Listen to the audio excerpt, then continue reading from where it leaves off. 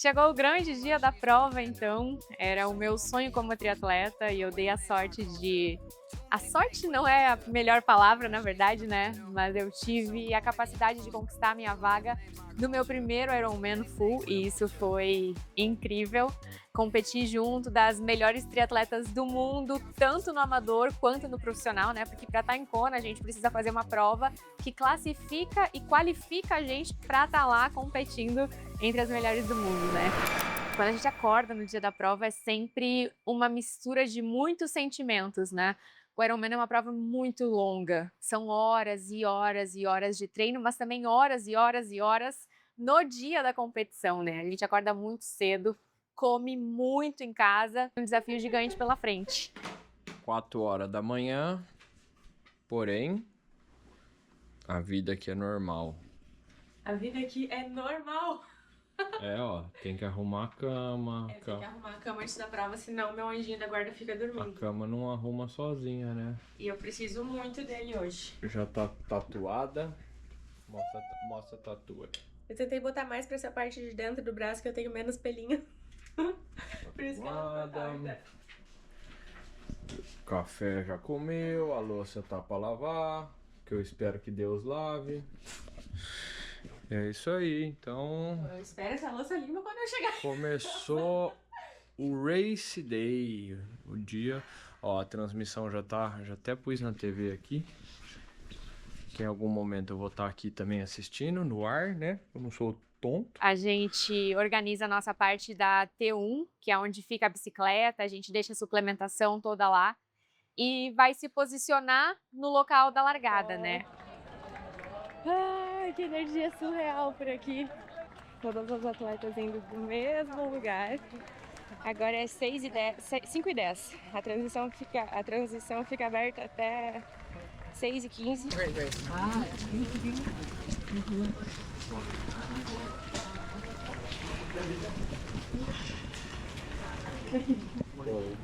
Can you check it? Yeah, I don't. As long as you have it. Yeah, thank you.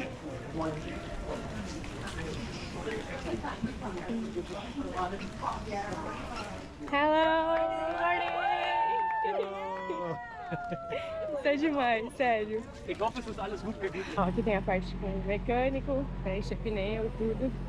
Eu trouxe a minha bomba. Agora eu vou chegar na minha bike. Sorry, no problem. Cheguei. Essa é a minha bikezinha. Terminando de organizar tudo aqui na transição, então.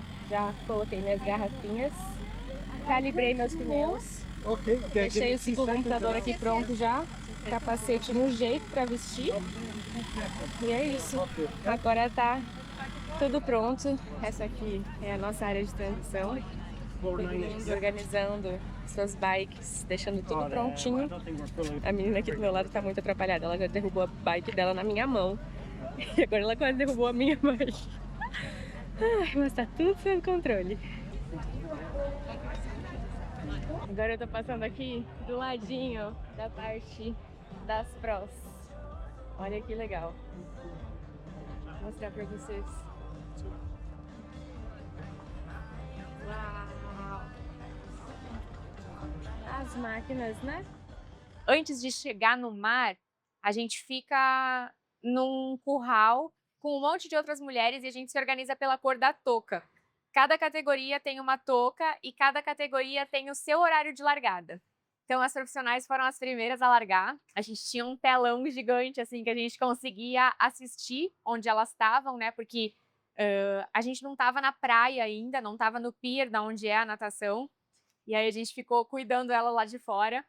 E quando chegou a nossa vez, a gente entra, se posiciona ali e entra toda a categoria no pier. Aí a gente entra no mar e a largada não é correndo ou entrando na água e começando a nadar. A gente entra, se posiciona numa fila de mulheres, é uma fila bem longa, e a gente fica ali fazendo palmateio e esperando para começar a prova, né? Aí a gente tem a buzina da largada. Eu me atrapalhei um pouco nessa hora, no dia da prova, sabe?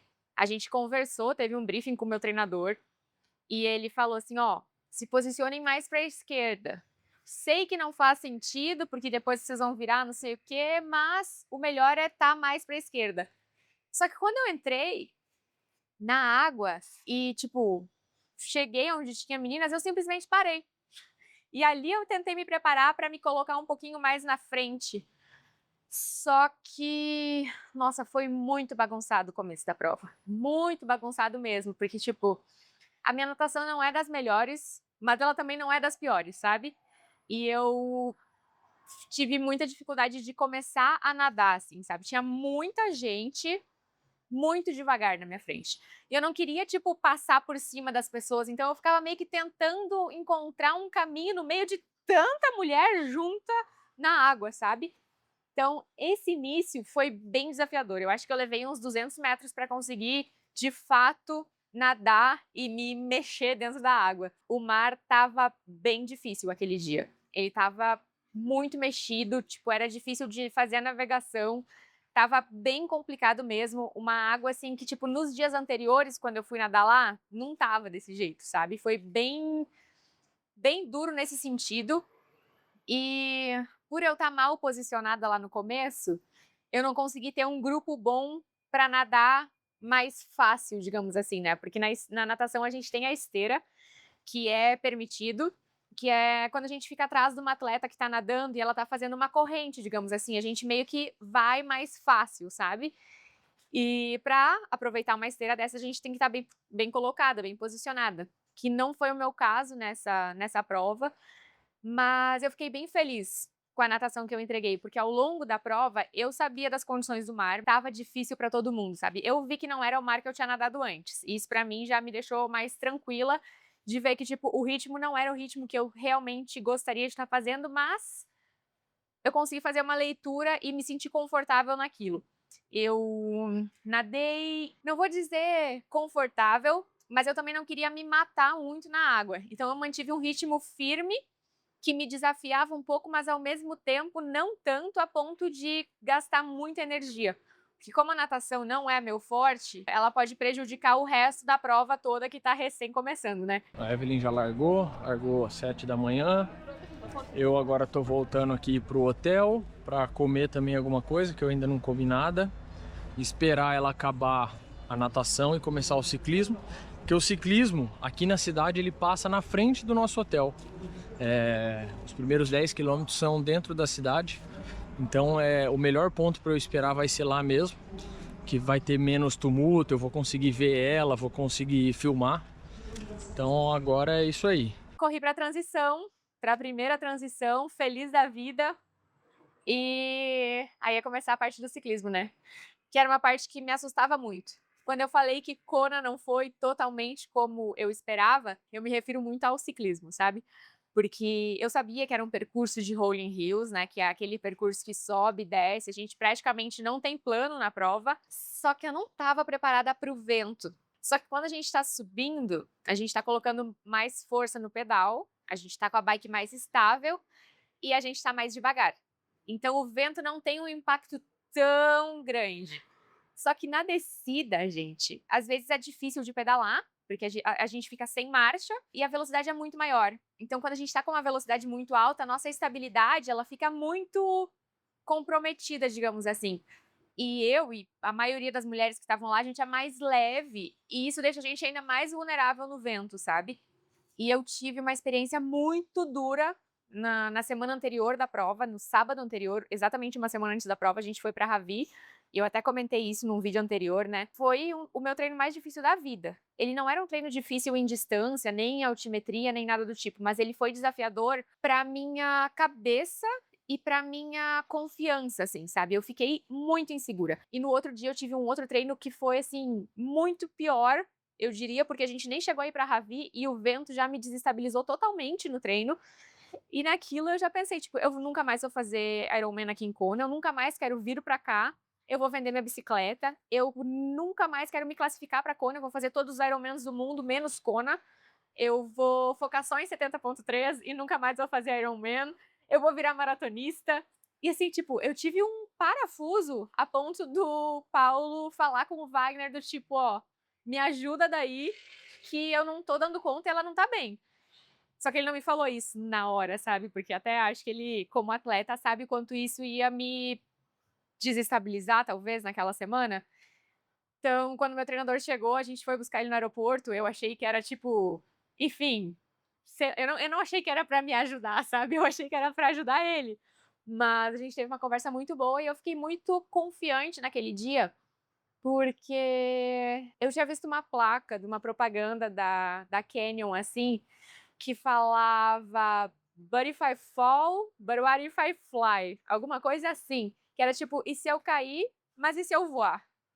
E eu fiquei muito focada e tipo, e se eu cair, e se eu cair, e se eu cair, e se eu cair? E eu esqueci que, tipo, o cair é uma chance muito pequena perto da chance que eu tinha de voar, sabe? Eu cheguei a ficar arrepiada agora falando disso, mas é muito verdade. Porque a nossa cabeça, ela tem um poder gigante, como eu já falei também no vídeo anterior, de amplificar as coisas boas ou as ruins. No que a gente foca a nossa energia, a gente muda. E a nossa cabeça também não sabe a diferença do que é real e do que a gente está só imaginando. Então, se eu focar muito no medo e se eu ficar pensando no medo, ele vai crescer tanto dentro de mim a ponto de eu não conseguir me controlar, digamos assim, que foi o que aconteceu nesses treinos. No dia da prova, em Ravi, onde ia acontecer o vento, quer queira, quer não, tipo, ele sempre tá lá, tava muito confiante de mim, assim, do tipo, vai dar tudo certo. Eu não vou cair, eu vou voar. Hoje eu vou voar. E eu desci, às vezes, cantando pra me distrair, pra ver que, tipo, cara, eu consigo, sabe? Pra meio que me acalmar e tirar o foco da tensão que eu tava sentindo naquele momento. Eu cantava em voz alta. Só que ninguém me conhecia lá também, ninguém ouvia também, porque aquele vento deixa a gente praticamente surda. Então, aproveitei. Só que no ciclismo eu não consegui usar aerodinâmica, né? Eu tava de pernito, que é uma coisa que deixa a gente mais aero, eu tava de capacete aero para cortar melhor o vento. O meu fit estava muito alinhado para eu ficar numa posição aerodinâmica, mas eu não aproveitei o clipe. Eu praticamente não fiquei assim, que é tipo a minha posição aerodinâmica, onde a gente economiza energia e diminui o nosso atrito contra o vento, né? Eu praticamente não aproveitei essa posição porque na subida eu acabava subindo pro clipe, pro guidão, assim, na verdade. Na descida, eu acabava ficando com uma mão no clipe e a outra mão aqui na lateral, ou ao contrário. Só que isso, além de me custar a aerodinâmica, me custava também outros músculos que eu não estava acostumada a trabalhar. Tipo, quando eu ficava aqui e aqui, o meu antebraço, que apoiava o braço aqui de baixo, doía muito, tipo, era uma tensão gigante. Então eu não estava numa posição que eu estava acostumada a pedalar 180 quilômetros e isso me gerou muitas tensões, assim, ao longo do corpo, sabe. Eu tinha um cansaço na minha cervical gigante, nos braços, assim, nessa parte do antebraço, que não é uma dor normal para um treino de ciclismo, sabe. Claro que às vezes a gente força um pouco a cervical, sim, mas a gente aprende a relaxar na posição que a gente treina. E eu não consegui relaxar muito no ciclismo lá. E, enfim, fiz o melhor que eu pude. Eu acho que uma das minhas metas depois disso é melhorar o ciclismo, é ficar mais confortável com o vento, porque é uma coisa que me tirou muito do meu foco e me tirou a minha confiança também. Então é uma coisa que eu quero trabalhar mais para as próximas provas. E essa questão de técnica também, né, de, tipo, confiar em tudo que eu já fiz. Porque se eu não tivesse preparada, eu não ia estar em Kona. Eu já tinha pedalado no vento, mas nunca com rajadas, assim, que te pegam. Porque, assim, é um vento que do nada ele vem e te joga. E aí no dia da prova a gente tem a faixa toda pra gente andar, digamos assim, né? Então se vem uma rajada, ela te joga e, tipo, às vezes tu vai andar um pouco pro lado, mas já vai controlar. Só que quando a gente tava no treino anterior, que eu fiquei bem angustiada, a gente tinha um acostamento dessa largura. Eu fiquei muito feliz quando a gente acabou Ravi e voltou pra Queen K, que é, tipo, a reta final pra chegar na cidade, porque eu pensei, cara, o pior já passou. Do 150 ao 180, eu só queria terminar a bike. Eu pensava, cara, é uma hora, só mais uma hora, só mais uma hora, só mais uma hora, tô chegando. E, enfim, foi meio que contando os segundos para terminar o ciclismo. Eu fiquei satisfeita com o meu ciclismo, mas não muito contente. Eu acho que foi ok, assim, eu acho que eu tinha treino para fazer algo muito melhor, só que ao mesmo tempo eu não tinha muito preparo psicológico para lidar com as adversidades do vento, principalmente. Entreguei assim o melhor que eu podia naquele dia, de acordo com as minhas condições do momento, sabe? Eu acho que eu fiquei satisfeita nesse sentido, assim, do tipo, era isso que eu tinha para entregar naquele dia, o meu limite técnico era aquele, e tiro vários aprendizados para as próximas provas, né? Porque eu acho que eu sempre gosto de fazer essa análise, tanto quando as coisas vão bem, quanto quando as coisas vão mal. Porque eu acho que quando vai bem, a gente sabe, tipo, ok, acertei, é só repetir. Mas quando as coisas vão de uma forma que não é bem como a gente espera, a gente tem muito para pensar e refletir e aprender. E então eu usei bastante esse ciclismo para isso, sabe? Para tirar boas lições. A T2 foi super simples lá de fazer, a gente tem a parte da tenda, das sacolas, me passaram protetor solar, eu fiquei saí toda branca. A gente tem muito sol lá, então é uma prova bem desgastante nesse sentido também, além do calor, além das condições climáticas de altimetria e tudo mais. Condições climáticas de altimetria é ótimo, né?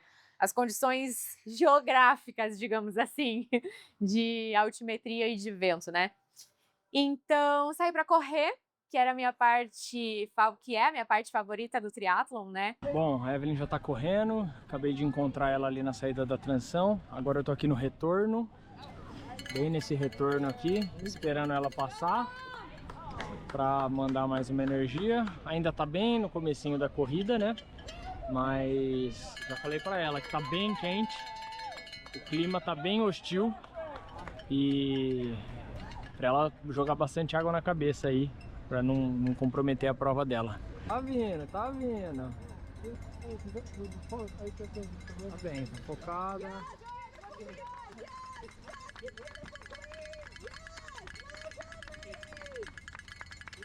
Bora, bora, bora! Tava empolgada, assim, sabe? Eu acho que inicialmente a minha meta era muito audaciosa para uma primeira vez em Kona. Eu cheguei a cogitar querer correr a 4h20 a maratona de Kona, e eu acho que eu entendi, chegando lá, que, tipo, o pace não é tudo, sabe? A gente tem que sentir a ilha, a gente tem que sentir as nossas condições, sentir o corpo, sentir tudo que a gente já fez até chegar a hora de começar a correr e ver o que vai encaixar.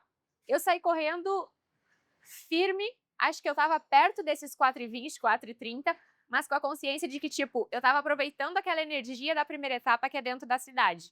E ali a gente tem muita torcida, muita gente o tempo todo. Eu encontrei o Paulo em várias partes desse começo, encontrei várias outras pessoas conhecidas que torceram e gritaram por mim. E isso é muito legal, né? A gente tem uma parte na cidade que a gente vai reto na Ali Drive e volta pelo mesmo caminho. Então a gente cruza com muitas outras mulheres que também estão fazendo a prova. E isso dá muita energia pra gente até chegar na hora mais desafiadora, que é quando a gente vai pra Queen K. Antes de chegar na Queen K, a gente já tem uma subida. E essa é uma parte muito legal, que eu encontrei uma menina nessa subida.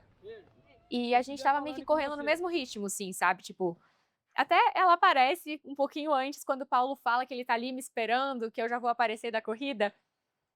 A Esme passa, e eu nem conhecia ela nesse momento, né? Mas eu alcancei ela depois e a gente subiu a Palani juntas, que é a subida que vai levar a gente pra estrada, né?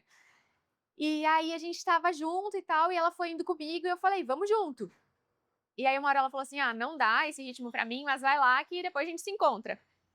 E eu fui, porque eu tava aproveitando como eu tava me sentindo, como eu tava bem e tudo mais. E segui, assim, sabe? Tipo, mantive o meu ritmo, foquei em mim, nas minhas percepções. Não foi um ritmo linear, mas ele foi um ritmo que, tipo, na percepção de esforço, eu julgava que estava adequado, assim, sabe? A minha frequência não subiu tanto. Também tem o ponto que às vezes a frequência não sobe tanto porque o nosso coração já tá tão cansado que, tipo, ela realmente não tem mais muito como subir. Mas, enfim, tava me baseando um pouco por isso aí também. Fui na Queen K muito feliz, muito grata por estar vivendo aquilo que eu tava vivendo. Eu tava me sentindo leve, confiante, forte. Eu sentia que a minha prova tinha começado ali, sabe? E eu tava muito empolgada, tipo, e tava aproveitando cada passo que eu dava, porque o meu maior foco para Kona não era tempo, não era colocação, porque era a minha primeira vez lá, meu segundo Ironman, e é difícil a gente ter uma noção do tipo, porque não tem parâmetro, né? Então, como é que eu ia pensar em tempo? Como é que eu ia pensar em colocação se eu nunca tinha estado lá antes para ter uma referência de tipo, acho que isso eu consigo, acho que isso eu não consigo, né? Então, o meu maior objetivo era realmente aproveitar, porque eu estava realmente vivendo um sonho. Estamos aqui no Energy Lab agora, por volta do quilômetro 22, são acho que 6K aqui dentro. Quando sair, é o 28 ou 30, se eu não me engano, aí é só ir embora para a cidade. É uma reta só até a linha de chegada. Então é um ponto bem importante, que é o retorno da corrida. Estou aqui sentado embaixo da árvore, no Energy Lab. Tem uma placa ali que a partir desse ponto não pode ir bicicleta, senão pode desqualificar o atleta. Então tem várias aqui estacionadas, a minha, várias outras aqui também. Então a gente fica nesse ponto, que é perto de um posto de hidratação aqui, e fica aguardando elas irem até o fundo lá do Energy Lab, que deve dar uns 2,5 para ir, uns 2,5 para voltar, então dá uns 4, 5 quilômetros. Tô esperando ela retornar aqui, mas por enquanto tudo certo. Quando eu deixei ela, parei de ver ela aqui, ela estava muito bem, muito bem. E acredito que não tenha acontecido nada para que isso tenha mudado. Já tá em 25º, você tá correndo pra cacete. Vamos buscar esse top 20? É agora, hein? A prova começou agora. O Energy Lab é uma hora que a gente sai da Queen K e entra num lugar que, como o Paulo falou ali antes, não pode bicicleta. Então é só atleta e staff. E a gente vai, não tem torcida, não tem ninguém mais lá. E é uma das horas mais críticas da prova, por conta disso também, né? Porque a gente ganha muita energia de quem tá de fora assistindo, torcendo, falando nosso nome, encorajando a gente, sabe? Quando a gente chega no Energy Lab, além de ser muito quente, porque tem inclusive o nome é esse, porque tem um monte de painéis de energia solar lá do lado. A gente tá com os nossos demônios, e a gente já tá numa parte crítica da maratona, que é perto do quilômetro 30. Então, assim, o corpo já vai, sabe, tipo, chega, não quero mais. Só que a minha cabeça estava muito boa quando eu entrei. Eu falei, o Energy Lab não vai me quebrar. Então, quando deu meia maratona, eu falei pra mim mesma, assim, tipo, agora a gente vai. E eu entrei no Energy Lab e eu falei, isso aqui não vai me quebrar. Inclusive, a Lucy Charles, que era uma das favoritas ao título de campeã mundial nesse Ironman, quebrou lá no Energy Lab nesse mesmo dia. Foi o dia que eu venci a Lucy Charles, inclusive. Mas eu falei, esse lugar não vai me quebrar. E nessa hora eu já sabia que ela tinha quebrado, porque quando eu vi o Paulo, eu perguntei como é que foram as prós. E ele falou, tu não vai acreditar, a Lucy Charles quebrou, não sei o que, nananã. E aí, isso meio que uns gritos eu aqui e ele lá, tentando me contar o que tinha acontecido, né? Aí, na volta do Energy Lab, eu já tava meio, tipo, não mais tão feliz quanto eu tava no começo. Na ida, digamos assim. Eu saí de lá, assim, de tipo, tenho que colocar minha cabeça no lugar. Eu fui meio que derretendo. Porque eu acho que também, eu tinha visto um vídeo do Mark Allen, que é um dos grandes campeões de Kona, tem uma história gigante no Ironman, ele é referência lá do começo do Ironman, e ele deu uma dica assim do tipo, faça maratona progressiva, não entrega tudo na primeira metade, na segunda tem que tentar ser mais rápido. Eu falei até pro Paulo, falei, agora vai começar a prova, quando deu 21 quilômetros, vou seguir a dica do Mark Allen. Acho que não tá nessa parte aqui que ele gravou pros stories, essa parte, mas eu tenho o vídeo. Vou seguir a dica dele, agora vai começar. Agora eu vou começar de verdade. Eu já tinha ganhado 20 posições na corrida. Eu falei, agora, né, agora eu me consagro. Gente, então não deu. Aí eu me empolguei, eu dei essa aceleradinha, digamos assim, e não foi nem que eu acelerei demais. Eu acho que eu mantive o ritmo, mas eu já tava com um cansaço acumulado muito grande, né?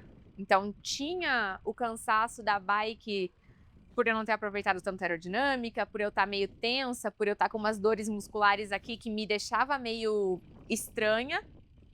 E o peso da prova, né? Eu já tava com 8 horas e pouco de prova, 9 quase, né? E aí, uma das minhas metas era bater o tempo do Paulo.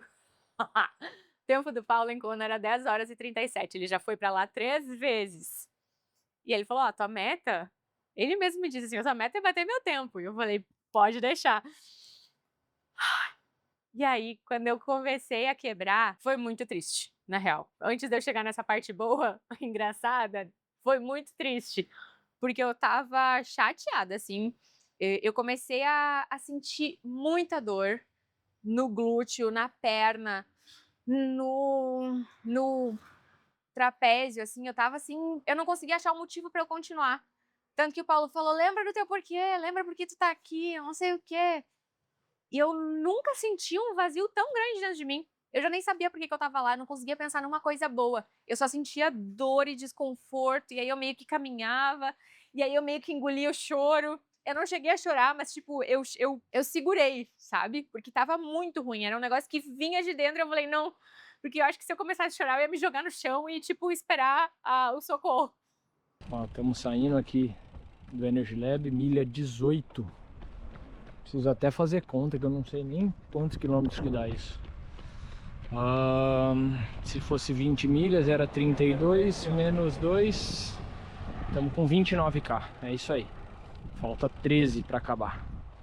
Agora bateu aqui no final e é só retornar, pegar a Queen K de novo e ir para a cidade correr para o braço. Eu comecei muito feliz e empolgada, ó, 4h17, 4h44, 4h39.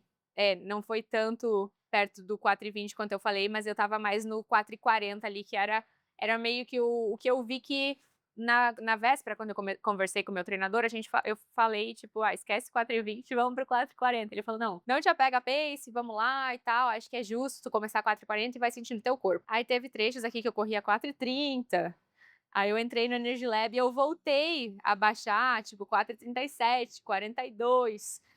Só que aí saindo de lá, quilômetro 28 foi pra 4h58. Falei, ixi, já tava bem distante do que eu tava acostumando fazer, né? Aí foi pra 5h13. Aí eu falei, meu Deus. Aí foi pra 5h10. Eu falei, não vou quebrar. Fui pra 4h56 de novo. Dei uma baixadinha. Eu falei, vamos lá. Briguei. 5h12, 5h17, 5h18. Aí no 35, 6h32, porque eu dei umas caminhadas. Aí depois 7h12, 7h51 no 37. Tipo, eu tava muito mal. Eu tive uns momentos aqui de pensar em desistir, assim. Mas eu pensei, meu, eu vim até aqui, foram 10 horas até Los Angeles, mais 6 horas até essa ilha, pra voltar sem medalha, sem os negócios todos de finisher que a gente chega lá no final, tipo, sem uma história boa pra contar, completa. O que eu ia fazer com essa série se eu não tivesse terminado, né? Mas enfim, voltei pra prova. Eu passei pelo meu treinador ali, uns 2, 3 gritos, ele me botou no prumo de novo e eu consegui voltar a correr sem caminhar. Aí foi pra 5h18. Aí eu comecei a fazer contas, foi mais ou menos nessa hora, o sol tava se pondo, eu falei pro Paulo, eu queria chegar de dia. E não, tu vai chegar de dia, não sei o quê. Aí eu continuei fazendo minhas contas, eu falei, não vai dar pra bater teu tempo. Não vou conseguir. Tipo, teve uma hora que a gente tava, eu já achei que eu ia fazer pra umas 11 horas a prova, sabe? Eu falei, não vai dar teu tempo. E ele, não, tudo bem, não sei o quê, né? Aí, deu esses par de grito aí do meu treinador e eu encontrei de novo a Esme, que é a menina que eu falei que apareceu ali no começo do vídeo. Ela me catou, assim, tipo, pra começar, que tem uma coisa muito legal nessa corrida, deixa eu fazer um parênteses aqui antes de voltar um pouquinho, que é várias mulheres, quando eu passava, elas torciam por mim ou falavam algum incentivo do tipo, great job, great job. E tu ia, tipo, te enchendo daquilo. Eu fui trocando muito sorriso, eu fui torcendo muito pra elas também. Então, eu realmente estava aproveitando não só as minhas vivências ali, mas, tipo, todo o espírito do Mundial, assim, sabe? Então, a gente ia conversando muito e torcendo uma pela outra ao longo do caminho. Isso foi uma parte muito legal. E aí, tanto que quando eu comecei a caminhar, teve várias mulheres que falavam, vamos comigo, não sei o quê, vem mais um pouquinho, não desiste, bora lá, não sei o quê. E aí veio a Esme. E eu lembrei, né? Porque, tipo, a gente subiu e correu junto uns 2 quilômetros, eu acho. E aí, eu voltei a correr, tipo, pra 5:18, 5:19. Quilômetro 40! Agora nada mais pode parar as meninas. Vamos descer a Palane agora. Descer a Palane, pegar a Coaquine, entrar na Lidrive e pegar a medalha. Tchau, acabou. Muita gente, música que dava uma cadência boa pra correr. E adivinha pra quanto que eu fiz o quilômetro 41? Pra ver como a nossa cabeça morre muito antes do corpo, como a gente tem que saber controlar nossos pensamentos. 4:24 no quilômetro 41, 4:27 no quilômetro 42. Vocês têm noção disso? Do tipo, de quebrada a 7:51, eu consegui voltar a correr melhor do que eu tava correndo antes pra fechar o sprint final, assim, tipo, a todo gás. Esse meu fechamento incrível, eu considero, nessa maratona, né? Primeiro foi ouvir as coisas certas do meu treinador. Segundo, ter alguém ali dividindo aquele mesmo desconforto comigo. A gente começou a conversar, primeiro numa boa, assim, falando de onde era, não sei o quê. Tanto que nos vídeos a gente tá rindo e conversando e aproveitando. E a gente foi encaixando o ritmo. Eu falei, ó, agora não dá pra deixar cair.